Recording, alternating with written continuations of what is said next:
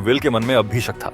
वह चारों तरफ नजर दौड़ाने लगा। उसे लगने लगा कि कातिल इन्हीं अटूटे हुए रोबोट्स में से एक है। केल्विन उसकी बात को बकवास मान रही थी। तभी अचानक एक रोबोट उनके पीछे से कूद पड़ा। विल ने तुरंत बंदूक तान दी।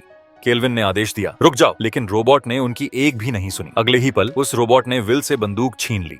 केल्विन हक्की बक्की रह गई। ये असंभव है, रोबोट्स को 3 नियमों का पालन करना ही होगा। लेकिन ये रोबोट किसी भी आदेश को मानने को तैयार नहीं था। तभी रोबोट ने टूटी हुई खिड़की से छलांग लगा दी।